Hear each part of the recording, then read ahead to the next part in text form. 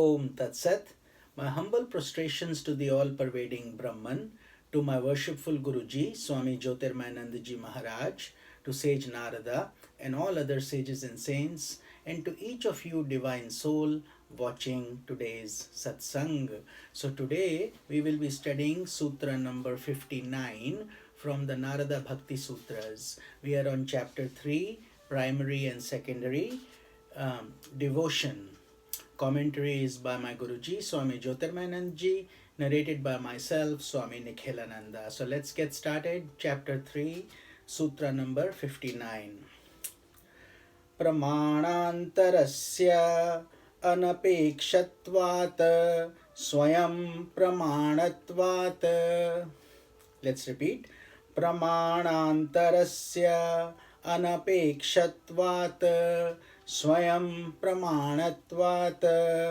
Meaning, devotion is easiest of all other methods because it is in itself the very nature of proof and therefore does not depend upon other validations or proof.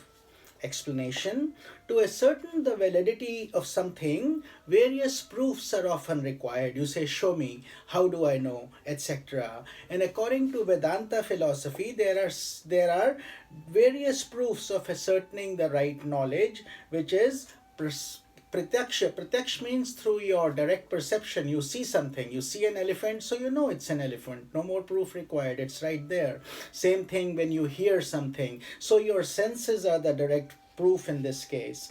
And then you have Anumana. Anumana means inference. So for example, if you see smoke, you infer there must be fire somewhere. And then the third one is Upamana, which means you can compare. You can see someone short, someone tall, so you can say he is taller than this person. That's the proof. Similarly, there are other proofs like Shabda. Shabda means a scriptural authority. When in doubt, you go to the scriptures of the sages and saints, etc. So this is how we find different proofs to validate the reasoning and the thinking process. But the experience in Bhakti Yoga or devotion, they are directly perceived within oneself in the form of increasing awareness of divine love. So you feel the love in your heart growing and you can feel the bliss within. These experiences are even more direct than pratyaksha or direct perception of the senses. Since they are independent of the senses, this is the feeling which is even closer than your own sense objects and senses. So you are feeling it within you.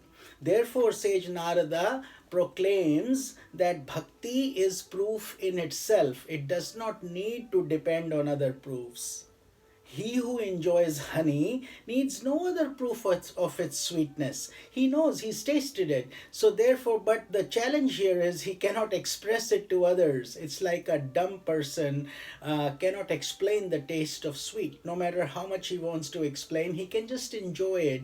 And bhakti is very similar. So each person therefore is on a different platform in his feelings and devotion. But according to sage Narada, this is proof in itself, since the honey in you starts to grow and you feel the permeation of that divine love within you. So he who sees the sun needs no other proof of its luminosity. He can see it, he can feel it, and therefore there he is totally satiated by that. That is the essence of this sutra number 57. We will cover sutra number 60 tomorrow. Om Tat Sat.